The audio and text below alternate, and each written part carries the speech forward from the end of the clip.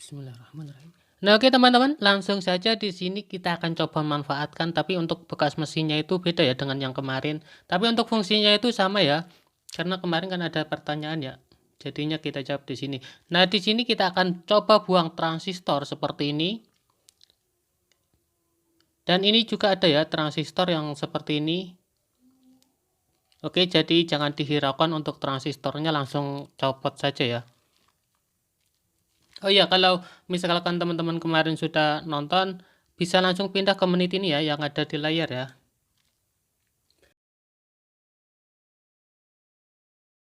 Oke, lanjut akan kita lepaskan dulu di bagian transistor. Nah, jadi untuk transistor lampu itu macam-macam ya, tapi untuk jenisnya itu sama, cuma beda jenis saja ya. Oh, kok beda jenis sih? Beda tampilan. Ada yang besar dan ada juga yang kecil, tergantung dari PCB lampunya sih sebenarnya. Nah, oke, di sini di bagian transistor sudah kita lepaskan. Lanjut di bagian transistor yang satu sudah tercopot ya ini ya. Nah, setelah itu di bagian kapasitor yang akan kita ambil ini untuk kode kapasitornya yang seperti ini ya. 473J. Ada yang 569 itu ya, 569 atau berapapun, tapi ambil yang besar ya, utamakan yang besar untuk kapasitor yang seperti ini. Nah, untuk kapasitornya ini 473J ya untuk kodenya. Untuk selanjutnya, teman-teman siapkan resistor 160 ohm kurang lebih ya, tapi kan tidak ada. Nah, di sini saya menggunakan dua resistor yang berukuran 330 ohm. Jadi, seri paralel itu beda ya. Kalau misalkan di seri seperti ini ya, maka ukurannya itu bisa dikalikan dua ya, karena ini ada dua resistor, jadinya 330 ohm dikali 2, 660 ohm. Makanya kita paralel. Kalau di paralel seperti ini, untuk ukurannya itu yang 330 ohm dibagi 2, jadi di kisaran 160 ohm ya untuk ukuran resistor yang di paralel seperti ini. Nah, selanjutnya di bagian kapasitor yang sudah kita ambil tadi. Oh ya, untuk kapasitor ini kan yang tadi itu 437J ya. Jadi kalau pakai yang 569, kalau 569 apa 568 itu ya. Juga sama ya untuk pemasangannya seperti ini. Ataupun dibolak-balik juga tidak masalah ya, karena tidak mempunyai polaritas untuk kapasitor yang seperti ini. Oke, kita pasang di pin masing-masing, pin kanan dan pin kiri dari resistor seperti ini ya.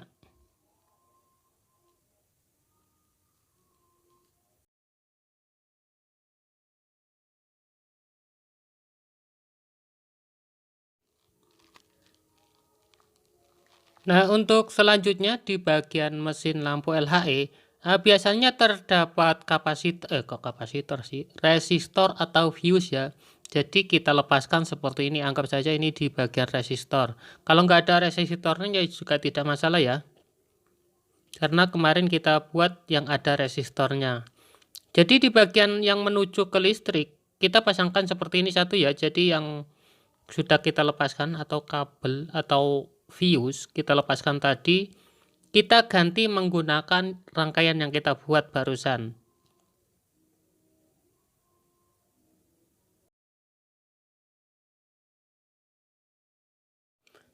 Nah, untuk selanjutnya di bagian kapasitor, ini untuk kapasitor yang 400 volt 2,8 UF ya, atau 2,8 mikro. Nah, ini lambang min, dan di bagian sini adalah yang positif ya. Oke, ini yang negatif untuk lambang minnya. Jadi kita tentukan di bagian pin bawahnya ya, itu soalnya sejajar ke bawah itu negatif dan positifnya. Oke, ini yang negatif dan ini yang positif, yang tidak ada lambangnya ya. Ini yang negatif. Oke, jadi di bagian pemasangan ini jangan sampai keliru ya teman-teman. Oke, kita lakukan sih biar kelihatan ya. Untuk di bagian elko yang negatif, kita kasih kabel warna hitam. Karena biasanya kabel warna hitam itu berlambangkan negatif ya. Oke, untuk selanjutnya di bagian elko yang positif kita kasih kabel warna merah.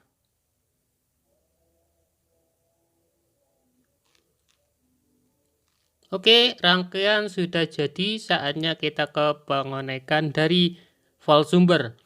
Nah, di sini untuk volt sumbernya kita menggunakan adaptor yang 12 volt. Oke, ini untuk output 12 volt 2 ampere ya. Untuk output dari trafo seperti ini, untuk negatif ataupun positifnya jangan dihiraukan ya, karena ini pemasangannya bolak-balik ya. Oke, kita pasang seperti ini ataupun dibalik seperti ini juga tidak masalah ya. Jadi bebas untuk di bagian sini atau dari output trafo atau output power supply ya yang 12 volt.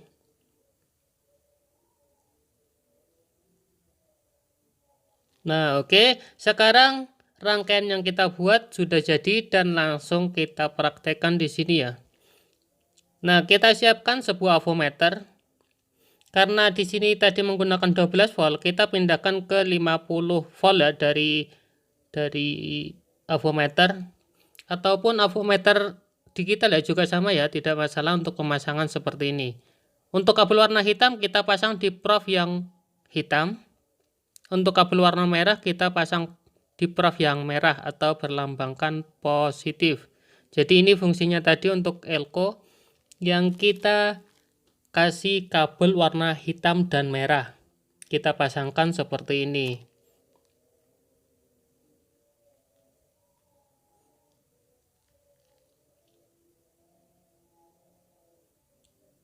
Oke, kita akan tes.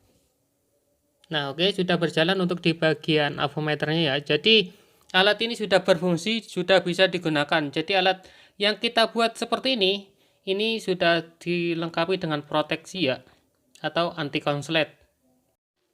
Nah, jadi alat ini berfungsi ya. Kalau yang kemarin sudah nonton pasti paham ya. Ini untuk yang belum nonton kemarin, untuk yang satunya.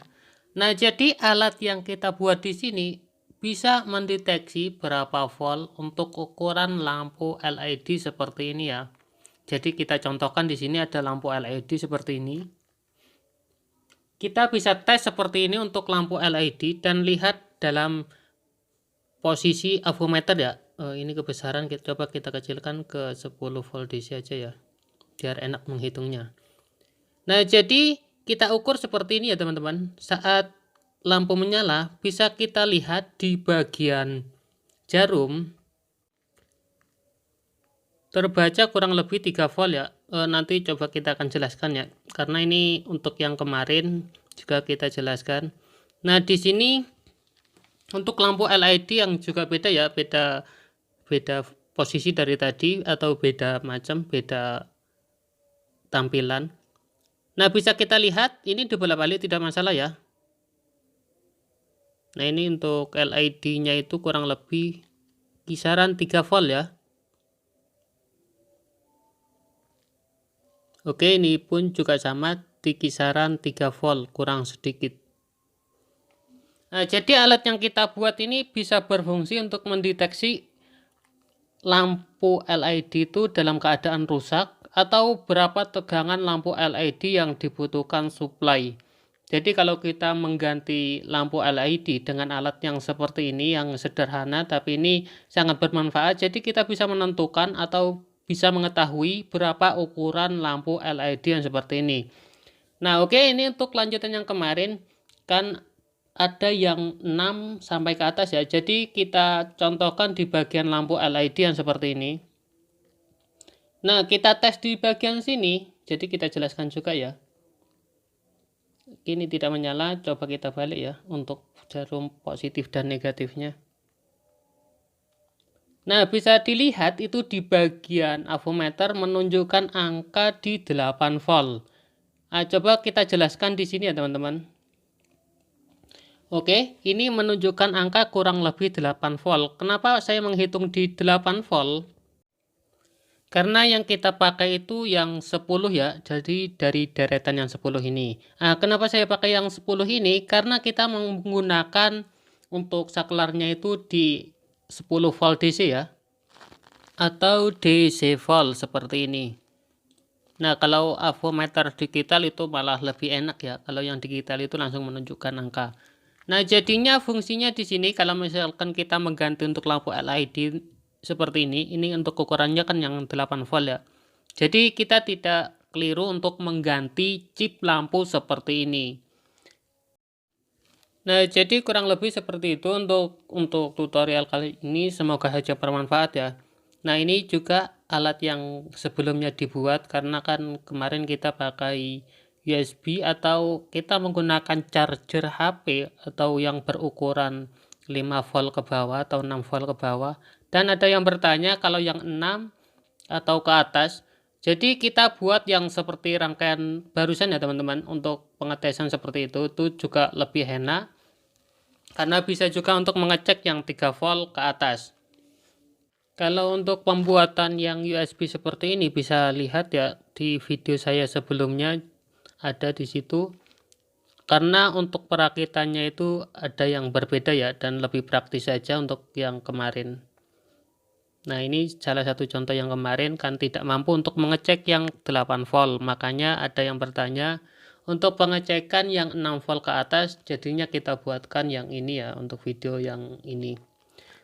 Nah, oke, sekian dulu video kali ini. Semoga bermanfaat. Jika suka dengan video ini, bantu like di bawah video dan jangan lupa pula di subscribe ya teman-teman, supaya kami tambah semangat lagi membagikan video-video terbaru untuk teman-teman semuanya. Terima kasih. Assalamualaikum warahmatullahi wabarakatuh. Semoga bermanfaat dan sampai jumpa kembali. Nah, ini untuk tutorial yang kemarin ya. Jadi kita obrak-abrik, kita ganti saja menggunakan lampu LED 5 mili yang biasa dikenal dengan 5 mili.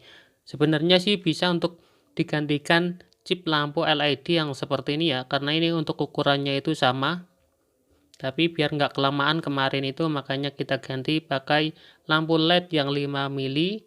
Itu ada yang RGB dan juga warna kuning. Biarpun kedip-kedip yang penting sudah menyala normal ya. Karena ini kan kemarin cuma tutorial jadi nggak sempat diobrak-abrik sampai takutnya sih kelamaan sih. Yang penting lampu sudah menyala kembali ya. Meskipun kedap-kedip ada lampu RGB.